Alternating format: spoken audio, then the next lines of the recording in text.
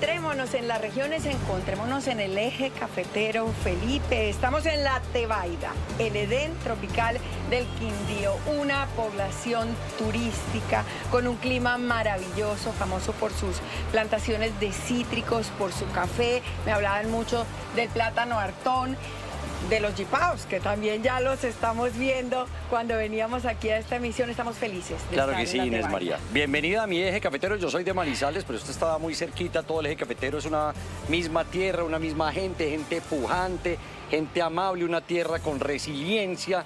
Tras el terremoto de 1999, este es el Edén tropical de El Quindío, la Tebaida. Aquí es donde está el desarrollo urbanístico. Es una población de 32.000 habitantes, la gran mayoría vive aquí en el casco urbano, pero hay que decir que hay muchas fincas que se están convirtiendo en urbanizaciones y estamos muy cerca del Valle del Cauca. Este es prácticamente el municipio que colinda con el Valle del Cauca, por eso es más calientico, 26 grados. Así es, desde aquí tenemos muchas cosas que contarles de su hermosa tierra, pero también vamos a contarles desde aquí todas las noticias de Colombia y del mundo. Y empezamos con los homenajes póstumos que se están llevando a cabo para conmemorar, para recordar a las víctimas de la toma y la retoma del Palacio de Justicia. Inés María y televidentes, esta mañana con ofrendas florales, los presidentes de las altas cortes recordaron a esos 11 magistrados que fueron vilmente asesinados hace 40 años. Pues hace algunos minutos, Monseñor Luis José Rueda Aparicio, el cardenal primado, ofició una Eucaristía a la que asistieron pues altas personalidades y familiares de estas víctimas de una tragedia que nunca debió ocurrir. Nosotros vamos a hacer un cubrimiento especial. Está Felipe Quintero desde la Casa del Florero, pero también están María Fernanda Correa y Catherine Leal, quienes nos cuentan lo que está sucediendo. Muy buenas tardes. Muy buenas tardes, Inés María y Felipe. Nosotros la saludamos desde las afueras de la Catedral Primada de Colombia porque acaba de terminar justamente esta Eucaristía liderada por Monseñor Luis José Rueda, uno de los tantos homenajes que se han venido dando desde el día de ayer, 6 de noviembre, porque es que recuerden que eran cerca de las 11 de la mañana de ese 6 de noviembre cuando se dio inicio a estas 28 horas de horror que culminaron justamente un 7 de noviembre y por eso hoy también es tan importante para aquí, para los magistrados, para las cortes, conmemorar estos 40 años, Mafe. Mire, Catherine, Inés María, Felipe, televidentes, buenas tardes. Pues han sido los magistrados, la cúpula de la justicia, quienes han querido conmemorar, pero sobre todo enaltecer el nombre de los 11 magistrados que fueron asesinados por esta toma guerrillera que lideró el M-19. Y hay que decirlo, han hablado de seres humanos increíbles, mejores juristas, muy brillantes y sobre todo alejados del ámbito político. Y precisamente fueron asesinados por defender la Constitución. Esto es lo que ha ocurrido aquí durante toda la mañana. Con flores blancas y de rodillas, llegó la cúpula de la justicia para rendirle un homenaje a sus compañeros asesinados hace 4 décadas en medio de la toma guerrillera del M-19. 40 años después, en este mismo palacio, pero hoy con símbolos que recuerdan a aquellos que partieron, los presidentes de las altas cortes buscaron enaltecer el nombre de quienes fueron los mejores juristas del país que hoy viven en la memoria de los colombianos. Han sido 40 duros años, particularmente para quienes la tragedia les tocó 2 veces a la puerta de la casa.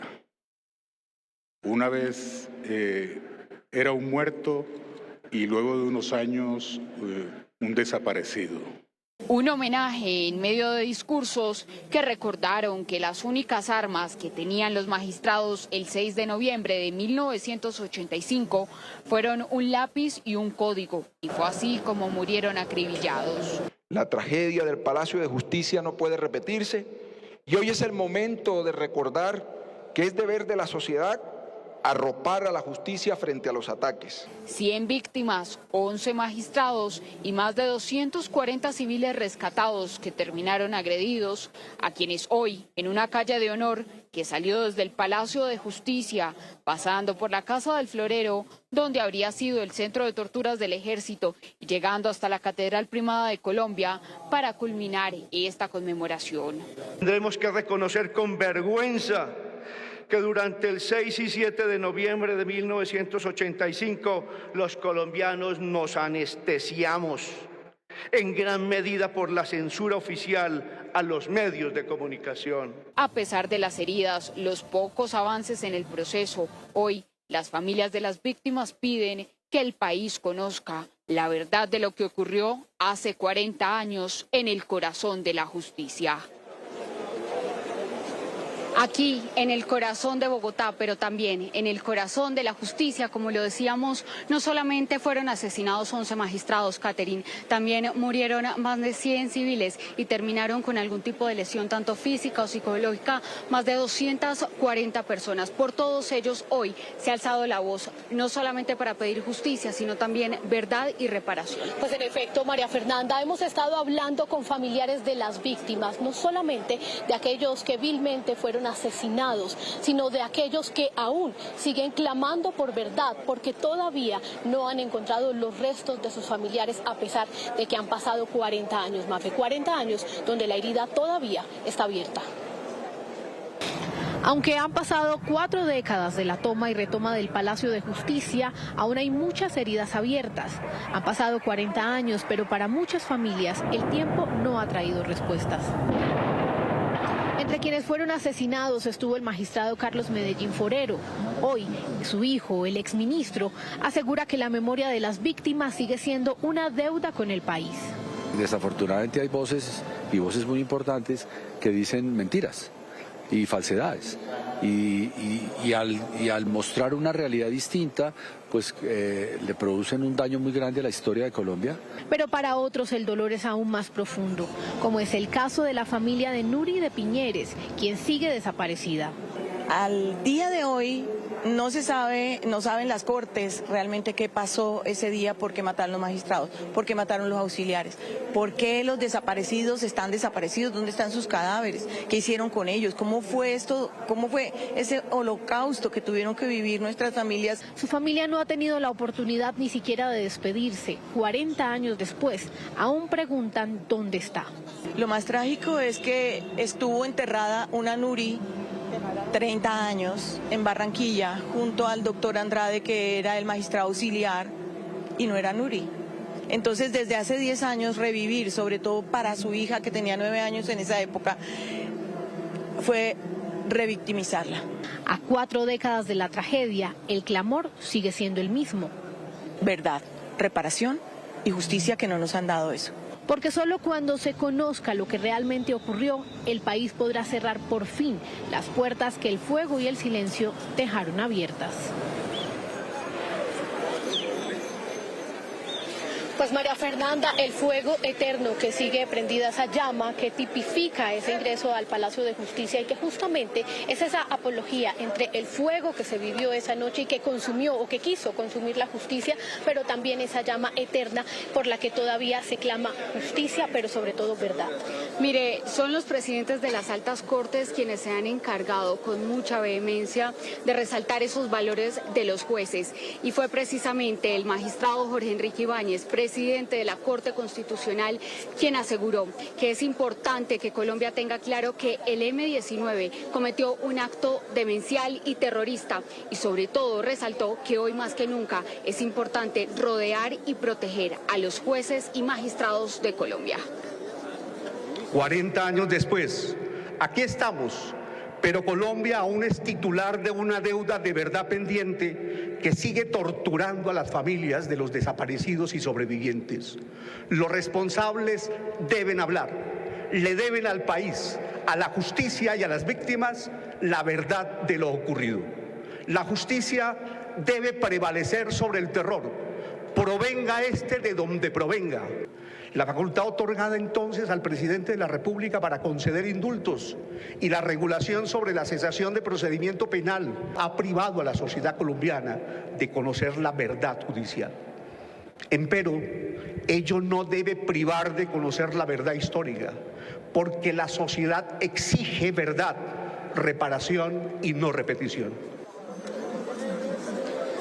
Pues María Fernanda, aquí han estado hablando las instituciones y es que todos coinciden, no importa desde qué orilla, en que aquí deben conocerse todos los detalles de lo que pasó. La memoria debe ser reconstruida, todo esto para poder tener verdad, pero sobre todo justicia. Mire, fue el magistrado Luis Alberto Álvarez, presidente del Consejo de Estado, quien recordó y quien aseguró que no se puede permitir distorsionar o cambiar la realidad de lo que ocurrió hace 40 años aquí en el Palacio de Justicia y que sobre todo es necesario que se esclarezcan los hechos. El primer responsable de la toma del Palacio de Justicia fue el movimiento guerrillero M-19, quien perpetró el atentado y a sangre y fuego protagonizó el asalto. Por eso es inaceptable que se exalte el heroísmo de este hecho doloroso, porque eso ofende a las víctimas y humilla la memoria de nuestros muertos. Pues miren, Mafe, esta mañana que ha estado marcada de eventos conmemorativos, de mucha solemnidad y sobre todo de mucho dolor por parte de las víctimas que hoy recuerdan nuevamente esos horrorosos 6 y 7 de noviembre, pues ha terminado aquí en la Catedral Primada de Colombia, donde, como les contábamos al inicio, Monseñor Luis José Rueda ha elevado una oración también pidiendo que aquellos que hoy no tienen verdad pues puedan encontrarla y que pueda haber también un cierre para estas familias que llevan 40 años sin poder cerrar ese dolor, ese espantoso dolor que se vivió aquí en el Palacio de Justicia, pero hay más. Mire, Catherine, y es que son conmovedoras, hay que decirlo, pero también muy especiales esas imágenes que pudimos ver aquí en la Eucaristía y fueron los familiares de esas víctimas. 40 años después aún cargan las fotografías de aquel entonces para recordar a sus familiares, pero sobre todo para reivindicar y rememorar su memoria. Hay que decir también que los homenajes van a continuar durante todo el día y que ya se hicieron algunos durante toda la semana, y es que a las 3 de la tarde se espera también un conversatorio en la Corte Constitucional, Catherine, para reivindicar y sobre todo para seguir hablando de esas víctimas que hoy parecen olvidadas por la justicia, porque así mismo lo han dicho los magistrados, y es que la misma justicia tiene una deuda con las familias de las víctimas. Así lo decíamos, señor. De esta manera, Jesús nos daré la mitad de mis bienes a los pobres, porque la injusticia genera empobrecimiento. Paz, Él es nuestra esperanza. Acoge estas súplicas que con fe te hemos presentado, de salir de esclavitudes como el egoísmo, la vanidad, la violencia, con la transparencia del Hijo de Dios. Ciertamente el Señor ve la mirada de Jesús, nos enseña pues María Fernanda, sin duda han sido 2 días muy importantes para la historia del país. Aquí en Noticias RCN se ha hecho un trabajo, y voy a decir impecable, por parte del equipo judicial del que usted hace parte, con todos estos homenajes, pero sobre todo, María Fernanda, recordando, reconstruyendo lo que pasó hace 40 años justamente aquí detrás de nosotros en el Palacio de Justicia. Mire, y es que seguiremos hablando por aquellos que ya no tienen voz y sobre todo por aquellos que merecen una reivindicación y merecen que hoy la justicia les haga memoria en su honor, sobre todo con sentencias que puedan reivindicar lo que pasó esas 28 horas de horror. Por supuesto, vamos a estar atentos al desarrollo de esta información y seguiremos recordando a tantas víctimas del Holocausto 4 décadas después. Felipe, regresamos con usted. Cubrimiento especial con María Fernanda Catherine, y vamos a otro punto donde involucramos a Felipe Quintero, y es la Casa del Florero, también epicentro de toda esta situación del Holocausto hace 40 años. Ahí también recuerdan a las víctimas y piden respeto y verdad. Felipe, adelante. Hola Felipe, ¿qué tal? Muy buenas tardes. Respeto y verdad. Es que ha sido una jornada llena de simbolismos acá en la Plaza de Bolívar. en el Palacio de Justicia, en la Catedral Primada, y en especial la palabra verdad, las rosas blancas y muchas de las víctimas pidiendo verdad, justicia y reparación. Hablamos de símbolos, Felipe, y le voy a pedir a nuestro camarógrafo que se cierre en la Casa del Florero. Tiene una pancarta que dice: hace 40 años, el 6 y 7 de noviembre de 1985, no fuimos museo. El mensaje claramente va en torno a todo lo que se ha documentado en expedientes judiciales sobre las torturas y vejámenes que padecieron varios de los sobrevivientes del Palacio de Justicia. También hicieron presencia los organismos de control, el Procurador General de la Nación, Gregorio El Hach, pidiendo la verdad, que es el gran sacrificio 40 años después de la toma del Palacio. Muy importante, pero más que eso, muy doloroso. Esto no puede volver a suceder nunca más. Los colombianos tenemos la inteligencia para reconciliarnos definitivamente y las autoridades debemos dar el buen ejemplo y marchar hacia un destino común, en paz y en concordia. Aquí de lo que se trata es de aprender de esas circunstancias, recordar la tragedia y buscar que el país, por el contrario, circunstancias de esta naturaleza no las dividan, sino que las unan. Una jornada llena de simbolismos, de muchos homenajes y de una petición clara de las víctimas, incluso que la hacía el propio Procurador General de la Nación, Gregorio El Hach. La verdad para las víctimas. Son 40 años que todas estas personas, víctimas y afectados de esta tragedia y de este holocausto, siguen pidiendo verdad. Esa es toda la información acá desde la Casa del Florero. Yo los voy a dejar con esa imagen en vivo y en directo, muy representativa de la Casa del Florero y esa gran pancarta. Regreso con ustedes.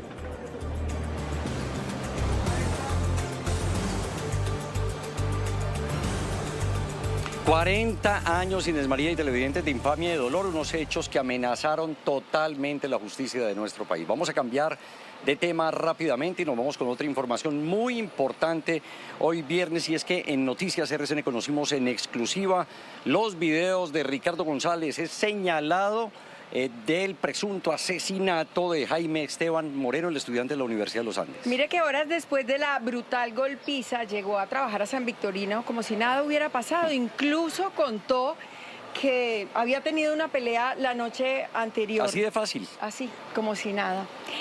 Jason Vera, usted tiene más detalles de los movimientos de este hombre al que están buscando las autoridades. Cuéntenos. Compañeros, muy buenas tardes. Ricardo González Castro, un hombre, un joven de 23 años, cartagenero, de profesión guarda de seguridad y carpintero, y dedicado a la venta informal o a la venta de comidas rápidas, perros calientes en específico, en el sector de San Victorino. Allí llegó ese 31 de octubre, 5 horas después de haber golpeado a Jaime Esteban Moreno. A esta persona se le está buscando, según las autoridades, se está recogiendo pruebas como estos videos que vamos a ver a continuación, en donde lo ubican. Hoy a las 9:08 en su lugar de trabajo, conversó con varios comerciantes y bien como ustedes lo dicen, les comentó que había tenido una riña y que a quien había golpeado estaba aparentemente en una unidad de cuidado intensivo. Cuando conoce la muerte de este joven, posteriormente huye del lugar y es el último registro en video que se tiene de este hombre. Es la calle 12 con carrera 10ª en el centro de Bogotá. El 31 de octubre a las 9:08 de la mañana, según indican las cámaras de seguridad, se ve a algunas personas disfrazadas. Cuando el video se pone en marcha, en la parte superior se observa a un hombre que sería Ricardo González, que camina por la acera. Luce un esqueleto de color rojo con el número 23. Carga una maleta negra en su espalda y en su cabeza la que sería una máscara. Todo unas 5 horas después de haber presuntamente agredido brutalmente a Jaime Esteban Moreno, estudiante de la Universidad de los Andes en la localidad de Chapinero. Mientras San Victorino continúa su tránsito normal, González se acerca a su puesto de trabajo.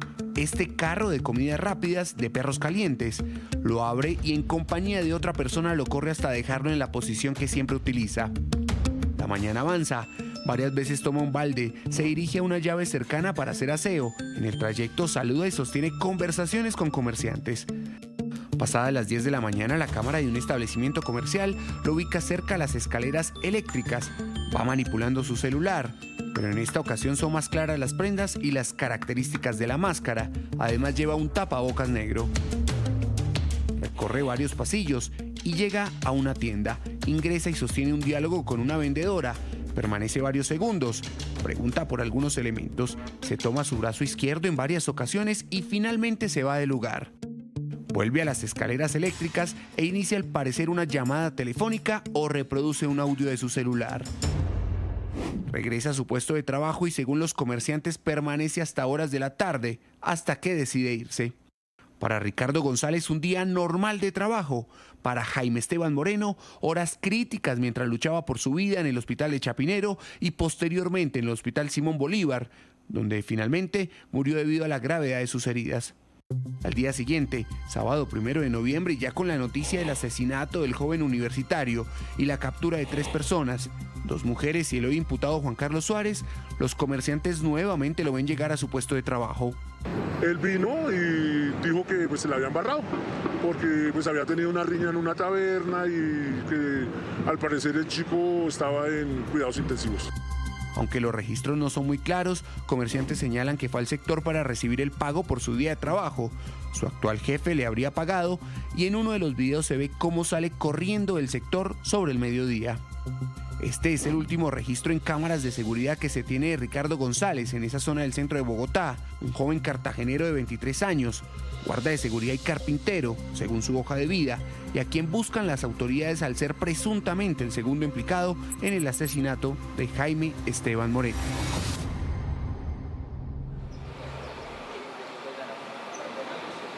Qué bueno que la justicia sigue actuando contundentemente en este caso que ha conmocionado a todo el país. Vamos a cambiar de tema y hablamos ahora de la nueva caída en el dólar. La tasa representativa del mercado se ubicó en 3.807 pesos. La divisa abrió en 3.789 pesos. El promedio de negociación está en 3.778 pesos. El mínimo alcanzó los 3.766 pesos. Para hablar de las causas de este desplome, saludamos a Juan David Galindo. Juan David, ¿hace cuánto no veíamos un dólar de menos de 3.800 pesos?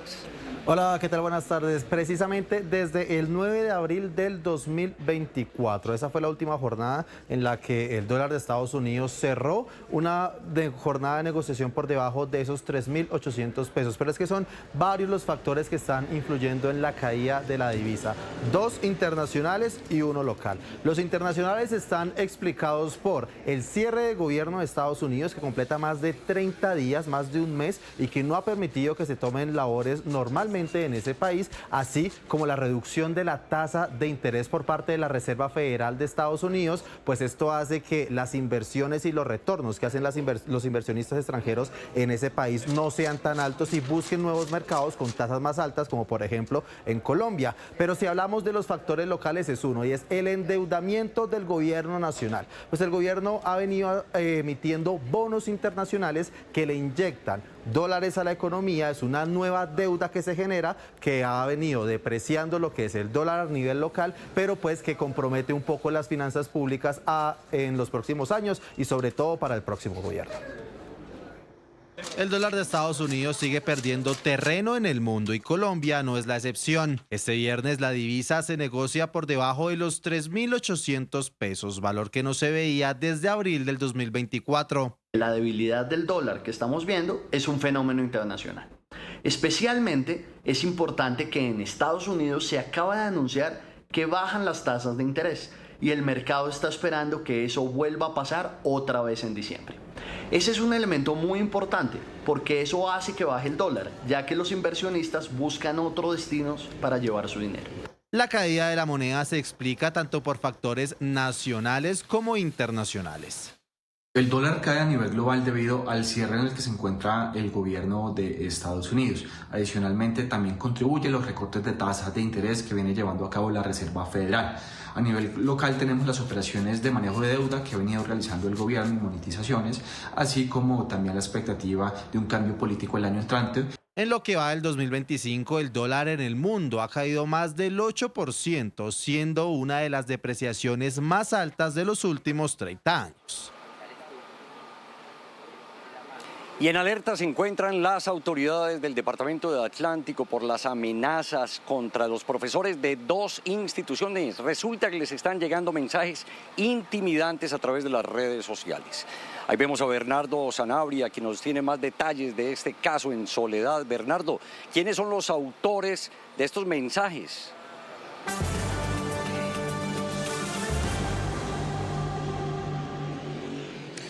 Hola, ¿qué tal, Felipe? Muy buenas tardes. Pues le cuento que las autoridades en las investigaciones que han avanzado nos han confirmado hace algunos instantes, antes de ir al aire, que todo indica que es un grupo de estudiantes de la institución, de una de estas 2 instituciones educativas que vienen liderando estos mensajes amenazando por redes sociales a los profesores.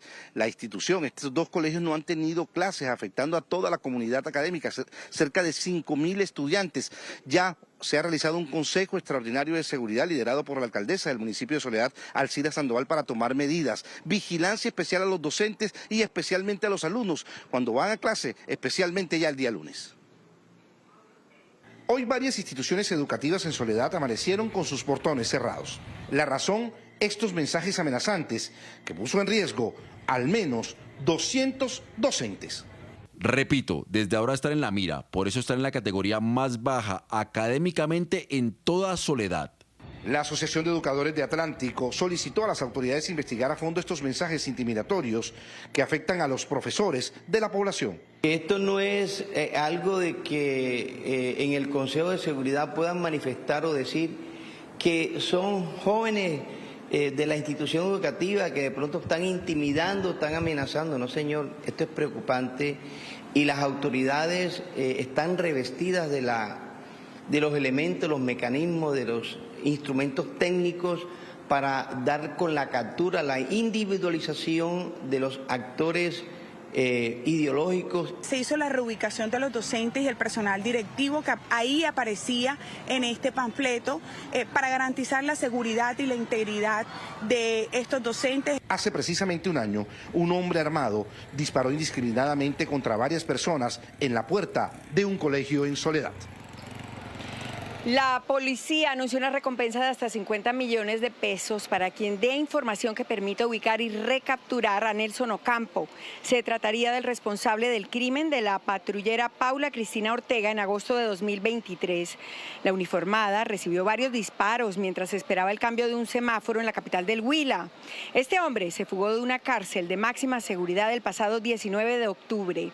Hay alerta en varios departamentos para evitar que este sujeto llegue a zona de frontera. La muerte de la pequeña Valeria Afanador en un colegio en Cajicá continúa siendo un misterio, al igual también que la desaparición de Ayelen Sofía hace 3 meses. Pues las familias de estas 2 pequeñas, al igual que de otros desaparecidos, marchan hoy pidiendo justicia. Vamos con Miguel Ángel Cruz. Miguel. Felipe, mire, fue por lo menos el caso de 25 familias. Hoy se reunieron en Corferias y ya marcharon hasta acá a la Fiscalía General. Ven ustedes en imágenes diferentes rostros, nombres, Juan Pablo. Acá en otras imágenes ustedes ya van a ver el nombre de Ayelen. Acá están los familiares y en este momento lo que ellos están denunciando es que por lo menos en esos casos de desaparición ya les han puesto más o menos 5 fiscales. En este momento ya están reunidos, lo ven ustedes ahí, con la fiscal de Derechos Humanos. Dicen ellos, nos han cambiado muchos funcionarios, nos ponen a una y otra persona, pero la solución de todo esto parece no asomarse, no tienen respuestas todavía y lo que sí se mantiene es la incertidumbre. El papá de Valeria Afanador reunió a todas estas personas y esto fue lo que nos contó. Unimos voces con otras familias de desaparecidos de meses, 3 meses, 6 meses, años. Y yo creo que no es justo que tengamos que estar acá nosotros uniendo nuestra voz para pedirle a la Fiscalía General justicia, verdad, celeridad y respuestas. No es posible que tengamos que hacer estos plantones, estas marchas, para que nuestros derechos sean restituidos y sean atendidos y sean escuchados. 5 fiscales, procesos que tienen que empezar de cero. En este momento con la fiscal de Derechos Humanos llevan por lo menos 20 días, nos informan, y lo que esperan es que ojalá con ella pues tengan algún tipo de resultado, y eso es lo que esperan las familias de por lo menos 25 personas que pues a día de hoy no se sabe su paradero. Felipe, usted con más información. Inés María. Sí, yo le recibo, Miguel, y ojalá se haga justicia, que lleguen las respuestas. Muchas gracias. Incertidumbre, miedo, zozobra. Eso es lo que sienten, Felipe, hoy más de 250.000 venezolanos, porque se venció hoy el estatus de protección temporal que les permitía permanecer, vivir y trabajar de manera temporal en los Estados Unidos. Es muy sencillo, Inés María y televidentes. Sin el TPS quedan desprotegidos y lógicamente temen ser deportados. Vamos con Roberto Macedonio a Washington. Roberto, detalles de esta importante noticia allí en Estados Unidos. Sí, ¿qué tal? Buenas tardes. 250.000 venezolanos se quedan a partir de hoy sin TPS, pero el cómputo global de afectados asciende a 600.000, teniendo en cuenta a los que perdieron con anterioridad ese estatus de protección temporal. Fue una de las primeras decisiones de la administración Trump, revocar el TPS para los venezolanos, pero además un fallo de la Corte Suprema respalda la decisión del presidente. Argumentan que el carácter de esa herramienta legal, como su nombre indica, es temporal y por eso no han querido prorrogarlo. Los afectados temen ser deportados si son detenidos en los próximos días y las asociaciones insisten en que podrían recurrir a un asilo político. La incertidumbre y el miedo está latente en miles de venezolanos luego de que se venciera el estatus de protección temporal. Estamos en una trampa. Nunca nos imaginamos que los venezolanos íbamos a estar perseguidos en nuestro país y también aquí. ¿Sabes? Es algo tan lamentable. Mejor dicho, poder solicitar otro beneficio migratorio es técnicamente muy cuesta arriba. Con este TPS que fue aprobado en 2021 en la administración Biden, miles de venezolanos que huyeron de su país comenzaron a rehacer sus vidas y ahora se quedaron sin ese resguardo y podrían ser deportados. Claro que hay miedo, hay un temor de perder todo lo que se ha construido en este país. Hoy, 250.000 venezolanos perdieron esta protección y semanas atrás lo hicieron 300.000. Sin embargo, hay algunas excepciones. Si se volvió a registrar bajo la extensión previamente anulada del 17 de enero de 2025 de la designación de Venezuela de 2023 y recibió documentos de autorización de empleo, mantendrá el TPS y la autorización de trabajo y su documentación seguirá siendo válida hasta el 2 de octubre de 2026. La Secretaría de Seguridad Nacional, Christine Owen, argumentó que las condiciones en Venezuela ya no justifican mantener la protección y que su extensión es contraria al interés nacional. Por cierto, que hoy les tenemos que hablar también de la detención de una ciudadana colombiana en Chicago. En una guardería fue arrestada por agentes de inmigración y según medios de comunicación aquí en Estados Unidos, ella alegó que trabajaba legalmente en dicho centro educativo. Ha sido identificada como Patricia Santillana Galeano, pero atención, la subsecretaria del Departamento de Seguridad Nacional ha desmentido la versión de la detenida. Dicen desde ese departamento que cruzó ilegalmente la frontera en el año 2023 y que el mes pasado pagó para introducir ilegalmente en Estados Unidos a sus 2 hijos de 16 y 17 años. La información desde Washington para Noticias RCN. Roberto, muchas gracias. Y de Washington nos vamos a Madrid, donde le propinaron un duro golpe al tren de Aragua. 13 integrantes de esa organización delictiva fueron detenidos. Andrés Gil tiene más detalles. Andrés. Hola, muy buenas tardes. La policía española creó un equipo especial de investigación y de trabajo con el apoyo de la policía colombiana para desmantelar al Tren de Aragua, la banda narcocriminal de origen venezolano aquí en España. Fueron detectados movimientos sospechosos tras la captura el año pasado del hermano de alias Niño Guerrero, señalado como jefe de esa organización criminal. Con base en esa información, las autoridades españolas y colombianas trabajaron hasta lograr la detención en las últimas horas de 13 personas señaladas de conformar esta primera célula detectada en España del Tren de Aragua, en 5 allanamientos que permitieron además establecer que estaban dedicándose principalmente al tráfico de drogas, a la producción de estupefacientes, de drogas químicas sintéticas para venderlas en ciudades españolas y en otros destinos europeos. Información desde Madrid. Una feliz tarde, un abrazo para todos. Bueno. Y por supuesto tenemos la 1:06 PM. Vamos con noticias del Pacífico porque fue capturado un cabecilla de una banda delincuencial al servicio de las disidencias. El hombre estaría detrás del secuestro de Lian Ortúa, el pequeño que recordemos fue sacado de su casa en el corregimiento de Potrerito en Jamundí en mayo de este año. Diego, detalles, buenas tardes y adelante. ¿Qué tal? Buenas tardes. Pues mire, alias Gael es este hombre capturado por las autoridades. Fue capturado en zona rural del departamento de Cundinamarca mientras intentaba huir de las autoridades. A este hombre se le señala, además de estar detrás del acondicionamiento de una volqueta cargada con explosivos que iba dirigida en contra del batallón Agustín Codazzi de Palmira, entre otros ataques contra la fuerza pública en municipios como Dagua, Jamundí y Buenaventura.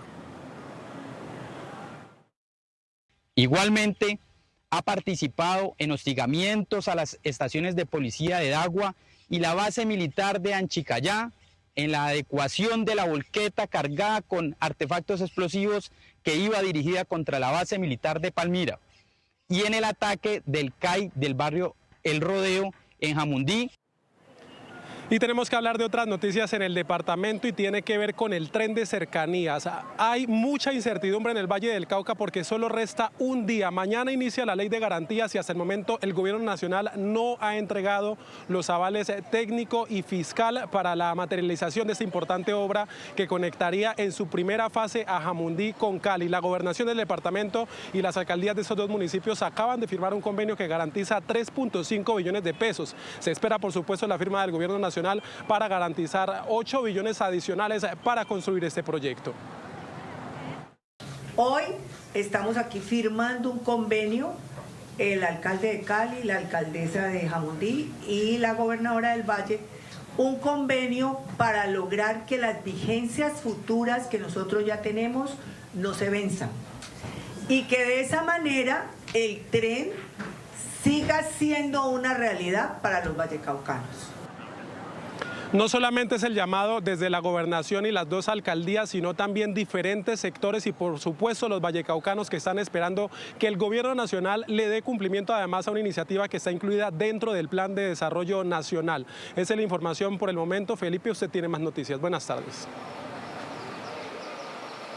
Claro que sí, Diego, una feliz tarde y gracias por las noticias del Pacífico. Y les contamos a esta hora que ya son 9 días de cierre de la transversal del Carare por un enorme derrumbe que tienen comunicados varios municipios y lógicamente el problema es que varias personas que cruzan permanentemente por esta zona ven cómo se arriesga su vida.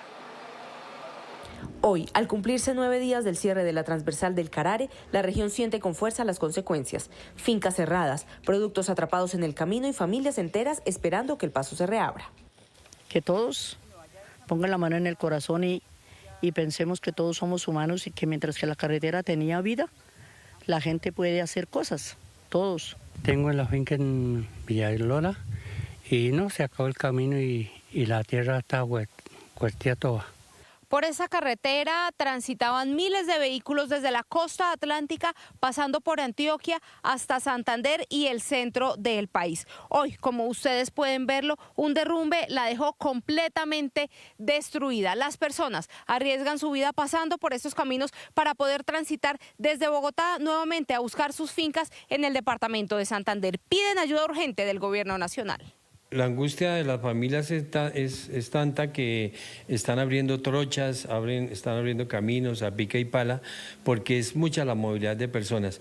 Entonces las afectaciones son especialmente por la salud, el bienestar de las personas. Mientras tanto, entre montañas y lodo, trabajadores de la electrificadora de Santander luchan contra el tiempo y la distancia. A lomo de mula cargan los cables que llevarán de nuevo la luz a las comunidades que hoy permanecen en la oscuridad. La DIAN negó que haya iniciado un proceso de embargo a las cuentas de Ecopetrol. Inés María, pero sí confirmó que seguirá cobrando el IVA del 19% a la importación de combustibles. Vamos con nuestra editora económica, Lidy Ribón. Lidy, detalles de esta importante noticia.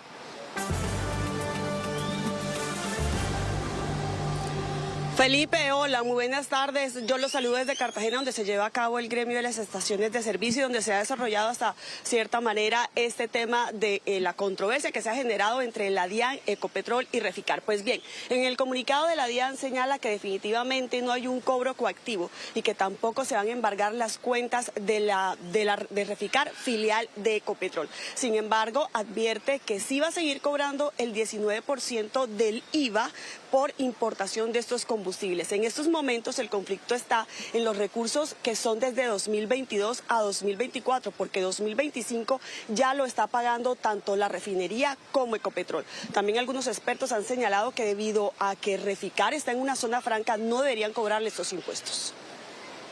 En este comunicado la DIAN aclaró que no ha embargado las cuentas de Ecopetrol y tampoco las de Reficar.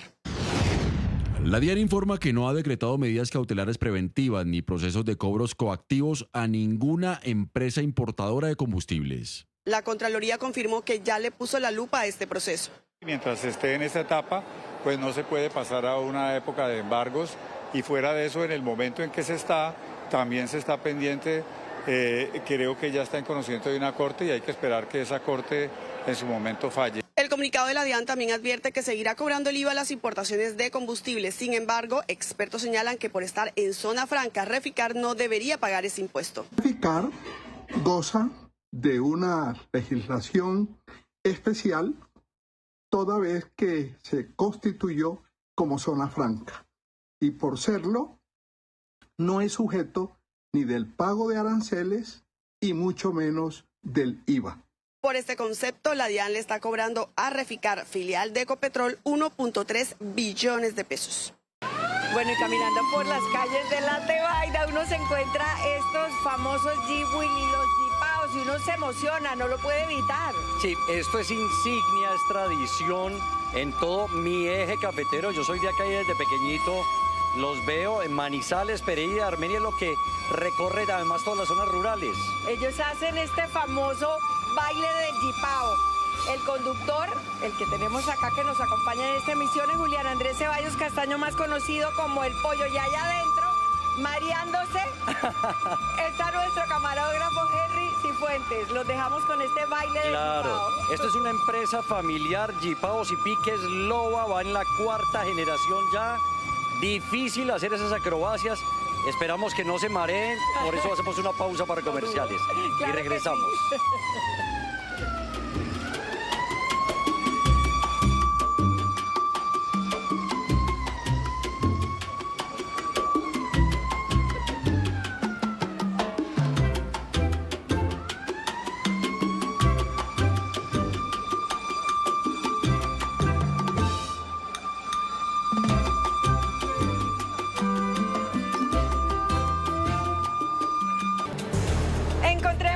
En el eje cafetero, encontrémonos en La Tebaida, el Edén tropical del Quindío, un municipio famoso por su clima agradable que recibe a cientos de turistas a través de su aeropuerto internacional El Edén, que vienen aquí a disfrutar de sus cítricos, de su café, de su plátano. Un sitio maravilloso con un clima muy agradable. Incluso muchas personas optan por venir a pasar sus edades de retiro aquí, totalmente. En La Tebaida. En este momento tenemos 27 grados centígrados. Usted hablaba de la gastronomía deliciosa.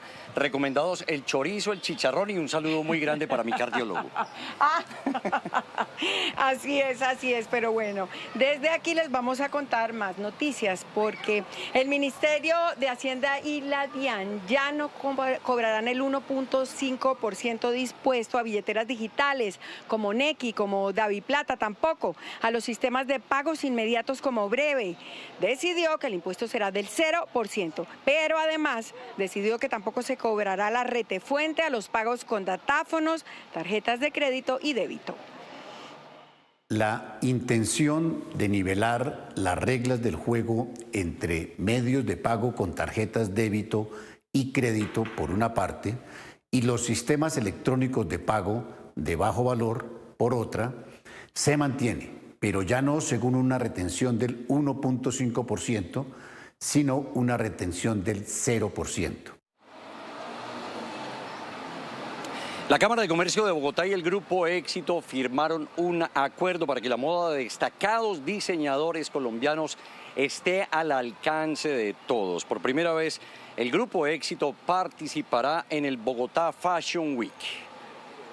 Con el acuerdo, la Cámara de Comercio de Bogotá y el Grupo Éxito garantizan la democratización de la moda. En el Bogotá Fashion Week, en el Bogotá Fashion de fin de semana, podemos hacer unas alternancias donde nos va a producir un doble efecto, tanto para ellos como para nuestros empresarios. Y se ve el trabajo que está haciendo la gente, la gran mayoría mujeres, el 75% de las 10.000 personas que trabajan para trabajar y confeccionar nuestras prendas. Los diseñadores participarán con la Cámara de Bogotá llevando sus diseños a pasarelas del mundo. Los diseñadores son exclusivos, pero hay que masificar la moda.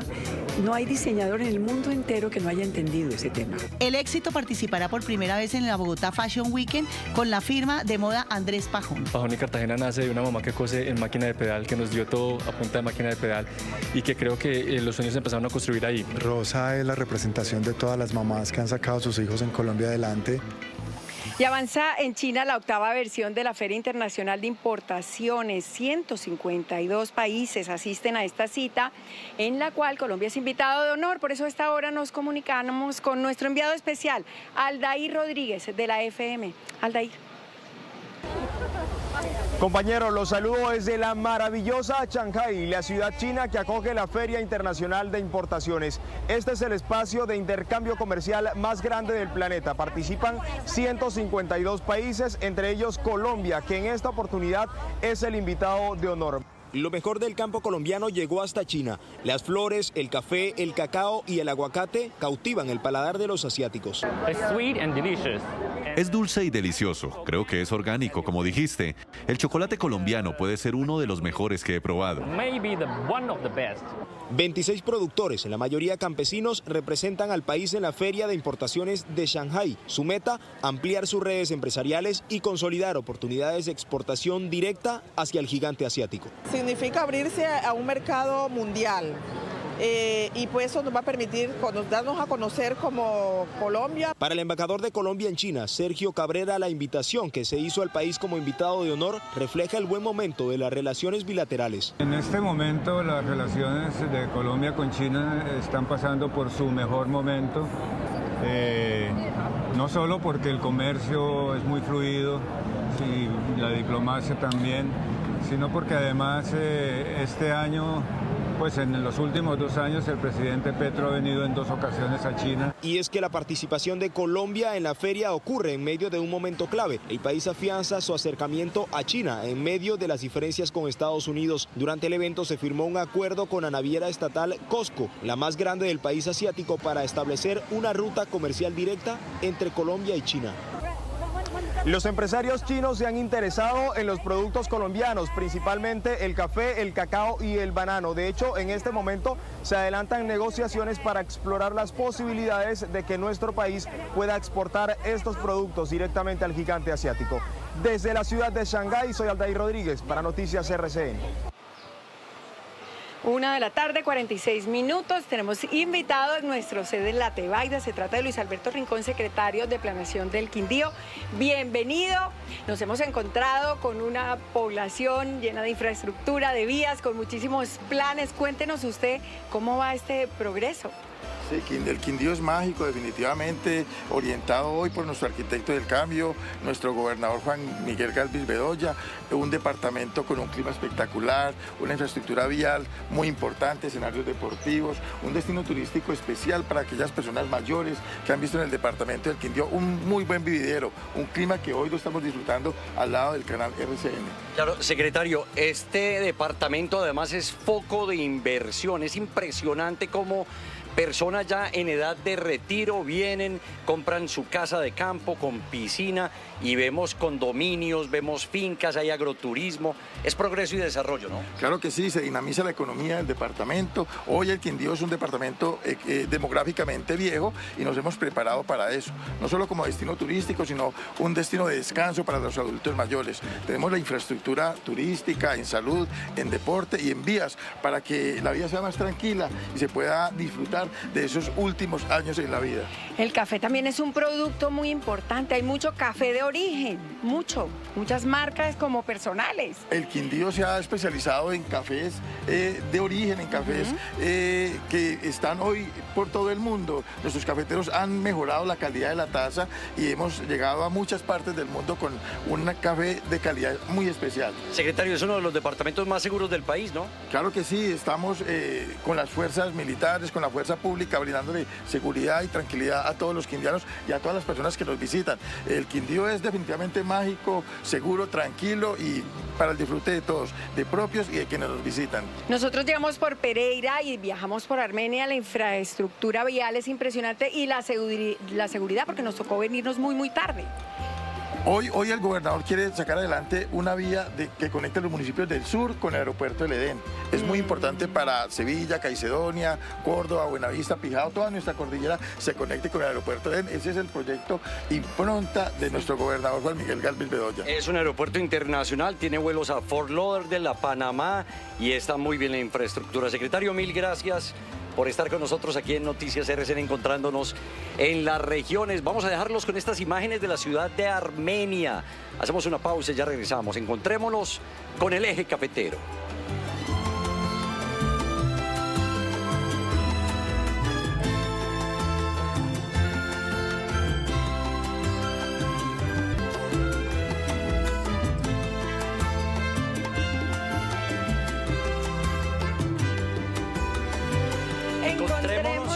En el eje cafetero.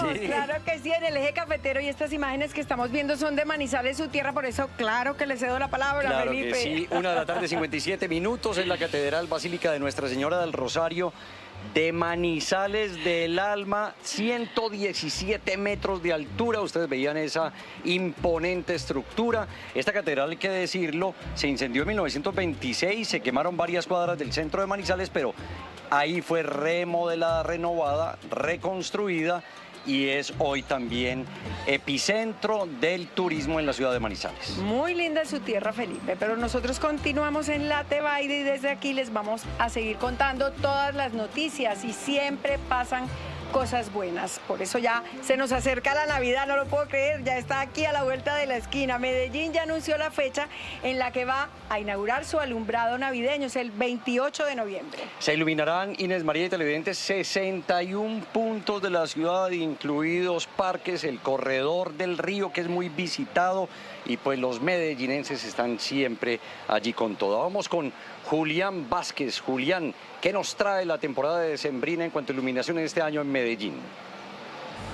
Hola, buenas tardes. 46 días permanecerá encendido el alumbrado navideño, que este año hará un homenaje a los 350 años de Medellín y a los 70 años de EPM, con figuras representativas, por ejemplo, como el edificio Coltejer. Y quiero contarles que en este momento me encuentro precisamente desde la Fábrica de los Sueños, desde el lugar donde artesanas, soldadores y otros profesionales están ultimando todos los detalles de las figuras para el encendido del alumbrado, que será entonces el 28 de noviembre. Sandra Arias y 440 personas más llevan un año trabajando en la elaboración de las figuras que este 2025 iluminarán la Navidad en la capital antioqueña. Un orgullo muy grande ver lo que uno hace con sus propias manos.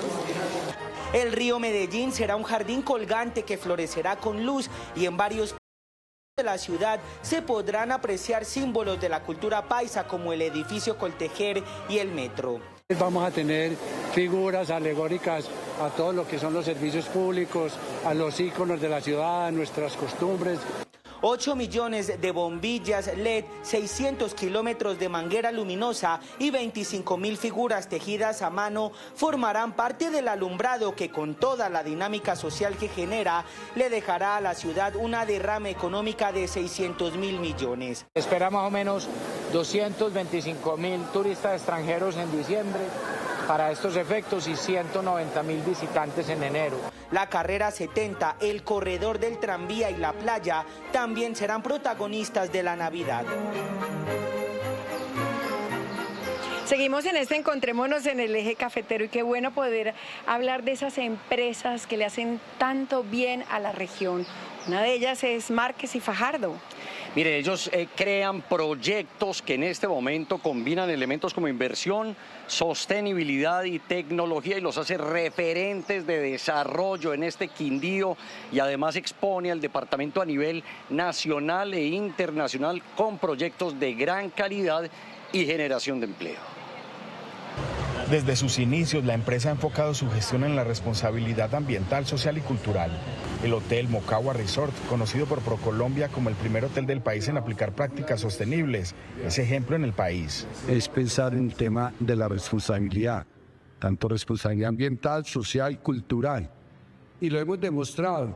El Hotel Moquegua Resort es una muestra. El Hotel Moquegua lleva 10 años de construido y cuando lo desarrollamos, paneles solares, tiene recolección de aguas lluvias, tenemos una planta de tratamiento de aguas residuales. En el campo de la infraestructura empresarial y de salud, Márquez y Fajardo desarrolló un clúster médico, compuesto por la clínica Avidanti de 4º nivel y el centro médico Sonata de 35.000 metros cuadrados.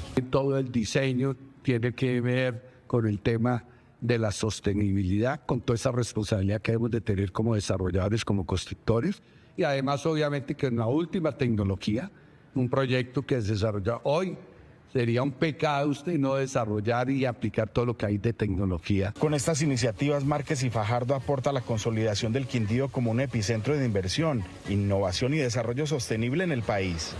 Seguimos con noticias positivas del eje cafetero, Felipe, y por eso tenemos que hablar de la Copa Frisbee 2025, una copa de fútbol que reunió a más de 300 adolescentes de Pereira, de Manizales, Villa María, Santa Rosa de Cabal, Armenia, Dos Quebradas, un torneo que fue más que eso, fue una escuela de vida. Y no es solamente una competencia, es una experiencia formativa, Inés María, que reúne valores, principios, paz y convivencia de la Fundación Frisbee. El campeonato, inspirado en el propósito de contribuir al desarrollo humano, se basó en principios como el respeto, la transparencia y la empatía. Tenemos en la Fundación Frisbee un programa que se llama Aprender Jugando, Fútbol para el Desarrollo, y decidimos unirnos con Frisbee para hacer un torneo en el eje cafetero en 6 municipios con 300 jóvenes. La formación se extendió también a los 60 entrenadores de los 30 equipos participantes, quienes recibieron orientación pedagógica sobre el uso del fútbol como herramienta educativa. En los partidos no se necesitaron árbitros. Es una manera diferente de practicar fútbol, no tenemos árbitros porque los mismos jugadores, a partir de los valores del respeto, la transparencia, ponen las reglas del juego y de esta manera se practica el deporte. Además, la Fundación Frisbee realizó encuentros con las familias y una psicóloga para fortalecer su papel en el acompañamiento a los jóvenes. Continuamos encontrándonos por acá en el eje cafetero. Y para irnos a comerciales, yo quiero que conozcan otra región maravillosa de este eje cafetero, Finlandia. Uy, es un departamento que tiene muchos municipios, pero este es muy especial también porque es visitado por muchos turistas europeos, sus casas pintadas de colores, excelentes restaurantes de primer nivel, hoteles maravillosos, Inés María, y todo el tiempo hay ríos y ríos de gente recorriéndolo. Además porque me dicen que es bastante seguro, Felipe, sí, que es como el más seguro del eje cafetero, hay quienes lo dicen. Total, allí totalmente la gente puede transitar, circular sin ningún problema. Lleva muchísimos años siendo municipio encanto, esa es la palabra. Encantador porque es visitado por todos. Es arquitectura colonial, son casitas de colores, hay calles empedradas. Hoy en día que todo el mundo es tan instagrameable, las fotos salen divinas. Sí, sí, es un municipio donde usted mire, hay una foto, sobre todo la iglesia, ahí se la toman todos. Ahí la estamos viendo, la iglesia es maravillosa, su gente, igual podemos hablar de su riqueza gastronómica, es impresionante. El eje cafetero, bueno, ya me estoy yendo bastante descrestada del eje cafetero, yendo no porque a las 7 de la noche nos vamos a volver a ver desde aquí, ¿no? Me siento orgulloso de ser del eje cafetero y claro, a las 7 de la noche tendremos otra nueva emisión de Encontrémonos en nuestro bello eje cafetero. Hacemos una pausa para comerciales, ya regresamos desde esta hermosa región del centro del país. Pero los dejamos con Supremacía Banda Show del Quindío.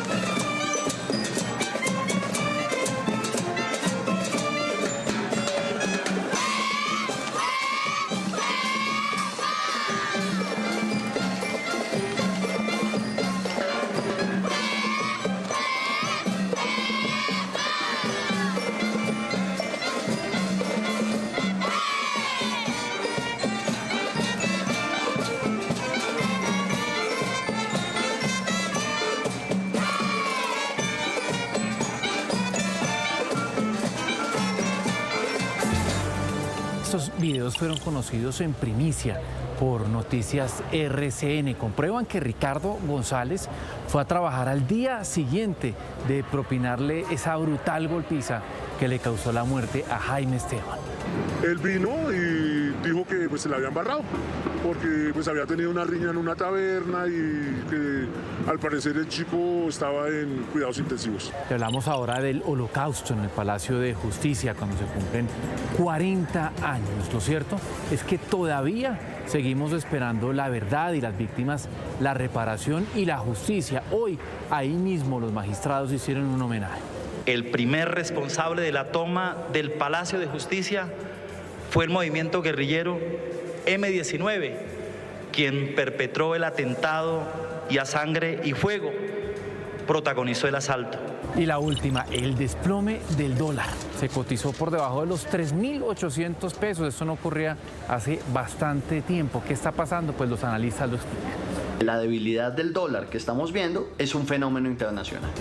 Especialmente es importante que en Estados Unidos se acaba de anunciar que bajan las tasas de interés y el mercado está esperando que eso vuelva a pasar otra vez en diciembre. Pues ahí estamos siempre con la gente, por la app, por las redes y por la pantalla. Pongámonos al día por Noticias RCN. Yo no me podía ir de la Tebaida sin dar una vueltica en un jipao, además que me conseguí conductor local de estas tierras. El mejor, voy a volver a mis épocas de juventud aquí en el Eje Cafetero. Espero que se ponga el cinturón de seguridad y haya traído bolsita porque vamos a dar 40 trompos. Trompos como los que dio el pollo ahorita, pero yo vi que él se bajó en pleno trompo y volvió y se subió. Él volvió, pero yo no voy a volver, entonces le va a tocar parar este carro espectacular como sea, Inés María. Bueno, lo que yo sí les garantizo que a la Tebaida yo sí vuelvo. Este es el Edén tropical del Quindío. Es un municipio maravilloso, maravilloso por sus plantaciones de cítricos, por su café, por su gente, súper acogedora. Nos han hecho sentir de estas tierras desde el primer día. Claro que sí, tienen que venir aquí al Eje Cafetero, la Tebaida. Estamos en la Plaza Bolívar. Ustedes pueden hacer turismo por toda esta zona. Hoy a las 7 de la noche también estaremos desde la Tebaida, una zona rural bellísima de nuestro bello Eje Cafetero en Colombia, para encontrarnos en las regiones. Así nos despedimos. Encontrémonos en el Eje Cafetero, encontrémonos en la Tebaida. Y los dejamos con el grupo musical Supremacía, banda Show del Quindío. Un abrazo, feliz tarde.